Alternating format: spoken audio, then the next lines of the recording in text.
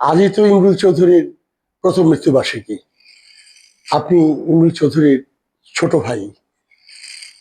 আমি জেনেছি যে ইমরুল চৌধুরী তার জীবদ্দশায় সে জীবনে বহুমুখী কাজ করে গেছেন।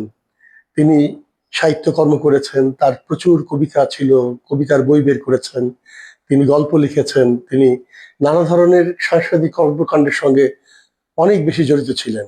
এবং আমরা যখন ছোট, সেই সময় আমরা শুনতাম পাকিস্তান রেডিও থেকে খবর পড়ছেন ইমরুল চৌধুরী, তার দরাজ গলায় তার সেই খবর পড়া এদেশের সমস্ত মানুষকে দারুণভাবে আকৃষ্ট করেছে।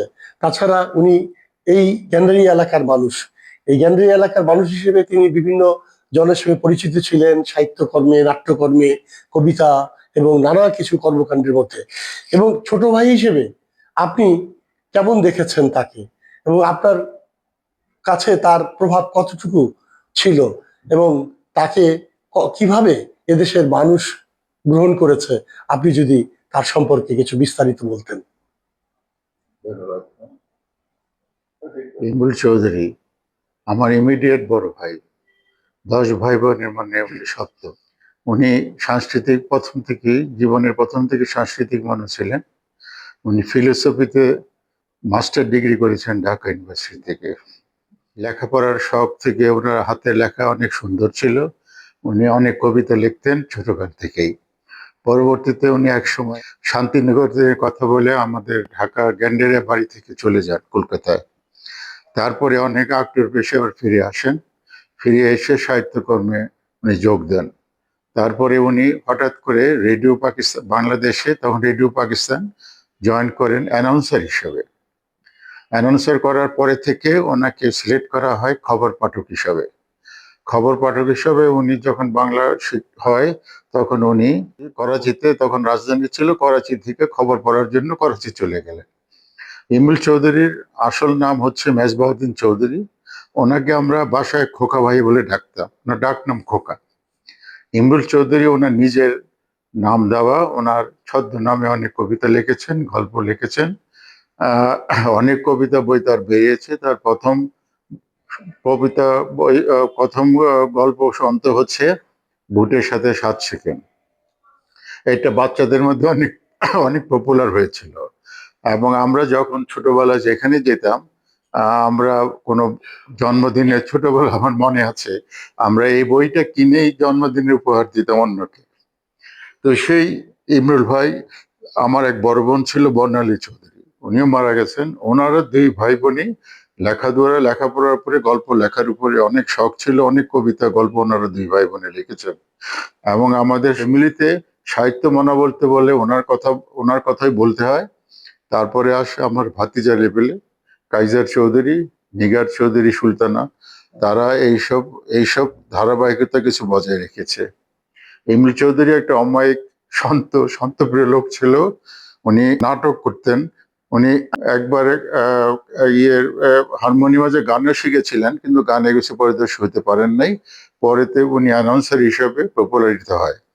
যারা বাংলাদেশের লোকজন, অনেক যারা সৃষ্টিতে, যারা 1970-60 সন থেকে স্বাধীনতার আগ পর্যন্ত উনি পাকিস্তানের রেডিও থেকে বাংলাতে খবর পড়তেন। রিপাট্রিয়েশনে বাংলাদেশে এসে উনি রেডিওতে আর জয়েন করেননি, কিছুদিন ছিলেন। তারপরে উনি একটা অ্যাডভার্টাইজিং ফার্ম করেন। এই অ্যাডভার্টাইজিং ফার্ম নিয়ে উনি সারাটা জীবন জেগেছিলেন।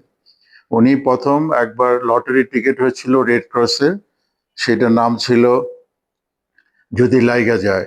এটা রুনানাল্লাহ দিয়ে একটা ফাংশন করেছিলেন মধুমিতা সিনেমা হলে। সেইখান থেকে ওনার পপুলারিটি অনেক বাড়ে। এবং উনি অ্যাডভার্টাইজমেন্ট জগতেই ওনার ওনার প্রতিষ্ঠিত জীবন লাভ করেন। উনি নিজে চাকরি করেন নাই, যদি সবসময় বিজনেসের উপরে বিজনেস করেছেন, প্রিন্টিং এর কাজ করেছেন, অনেক সংস্থার সাথে জড়িত ছিল। ইমরুল চৌধুরীর গল্প বলে শেষ হবে না। উনি পদক্ষেপ বলে একটা সংগঠন ছিল, যারা 65 ঢাকা ইউনিভার্সিটিতে পাশ করছে। এখানে রাশেদ খান মেনন আছে, আরো অনেক কবিতা আছে যারা মারা গেছে। তারা একটা গ্রুপ ছিল, সেখানে সে গ্রুপের শুনে সংগঠন হিসেবে ছিলেন। পরবর্তীতে উনি বাংলা বাজারের বিউটি বোর্ডিং এর সাথে জড়িত ছিলেন। ইমরুল চৌধুরী ঢাকা ক্লাবের এক্সিকিউটিভ কমিটির সদস্য ছিল অনেক বছর ধরে। ঢাকা ক্লাবের কোনো ফাংশন হলে আমরা ওনার সাহায্য নিতাম। উনি উপস্থাপক হিসেবে কাজ করেছেন, অনেক অর্গানাইজেশনের হয়ে তো উনি উপস্থাপনা করেছেন এবং তার উপস্থাপনা প্রাণবন্ত ছিল। সবাই তাকে লাইক করতো এবং তার তার সাথে যে মিশেছে তার সাথে সে প্রাণবন্ত অনেক গল্প, অনেক কিছু তার কাছ থেকে শোনার জন্য আগ্রহে বসে থাকতো। উনি আমাদের ফ্যামিলির জন্য একটা আহ, আহ, ধরতে গেলে আমাদের খুব প্রাণবন্ত একটা লোক ছিল, যেটা আমরা ওনাকে মিস করতাম। আমরা চাইতাম সবসময় উনি যেন আসে থাকে। উনি গ্রামের বাড়িতে রেগুলার যেতেন। আমার বড় ভাই যখন গ্রামে থাকতো, আমরা পরে একটা গ্যাদারিং করতাম, উনি সব অর্গানাইজ করতেন। উনি নিজে রান্না বান্না করতে পারতেন, সবাই খাওয়াতে পছন্দ করতেন। আবার ঢাকা ক্লাব থেকে খাবার নিয়ে এসে সবাইকে খাওয়াতেন। এই সব জিনিস ওনার দ্বারা ওনাকে আমরা ফ্যামিলিতে পেয়েছি। উনি ফ্যামিলির জন্য খুব একটা সবসময় ফ্যামিলি উপকারের জন্য উনি আমাদের সহযোগিতা করেছেন। বিশেষভাবে আমাকে উনি অনেক স্নেহ করতেন এবং আমার অনেক কর্মকাণ্ডের সাথে উনি জড়িত ছিলেন এবং আমাকে যে পড়ালেখার ব্যাপারে উনি সহযোগিতা করতেন এবং আমাকে জগন্নাথ কলেজে ভর্তি করার ব্যাপারে ওনার সহযোগিতা ছিল। সুতরাং অনেক কর্মকাণ্ডই তার ছিল সাহিত্যিক জগতে। সাহিত্যিক জগতের মধ্যে ওনার প্রিয় ছিল নারায়ণ গঙ্গোপাধ্যায়। উনি কলকাতায় গিয়ে ওনার কাছেই ছিলেন, ওনার কাছে অনেক শিক্ষা গ্রহণ করেছেন এবং লেখার উপর উদ্বৃত্ত হয়েছেন। এরপরে থেকে উনি সারা বছরই লিখে গেছেন। অনেক বই তার বের হয়েছে, এই পর্যায়ে আমি বলতে পারবো না, 5-6টা বই তার বের হয়েছে, গল্পের বই। 21শে ফেব্রুয়ারিতে বের হয়েছিল। সেগুলি কালেকশন আমার কাছে নাই। উনি আজগরি হসপিটালে ইন্তেকাল করেন আজকে থেকে 1 বছর আগে। উনি বার্ধক্যজনের কারণে অনেক অসুখ অসুখ ছিল তার। আহ, এই আর আর তো কিছু বলার নাই। ওনাকে আমরা হারাইছি এই দিনে 10ই আগস্ট এই ঢাকাতে মারা গেছেন এবং আমাদের পারিবারিক গোরস্থান গজারিয়াতে তাকে দাফন করা হয়েছে। তার 3 ছেলে, এক ছেলে ঢাকাতে থাকেন আর 2 ছেলে আমেরিকাতে আছেন অনেক বছর ধরে। ভাবি ওনার ওয়াইফ তো অনেক আগেই ওনার জীবিত অবস্থায় মারা গেছেন। আর ছেলেরা 2 ছেলে বিয়ে করেছে, এক ছেলে এখনো বিয়ে করেনি। এই সংসারটা এইভাবে আছে। ঢাকার বাড়িটা ভাড়া দেওয়া আছে। এখানে একটা অ্যাপার্টমেন্ট উনি কিনেছিলেন বিজয়নগরে। যখন উনি জহিরুল ইসলামের সাথে তার একটা সখ্যতা ছিল, আইএফএসসি ব্যাংকের সাথে সখ্যতা ছিল, সেখানে অনেক বিজ্ঞাপনের কাজ উনি করেছেন এবং জহিরুল ইসলামের কাছ থেকে এই ফ্ল্যাটটা উনি পেয়েছেন। এই হলো তার জীবন বৃত্তান্ত।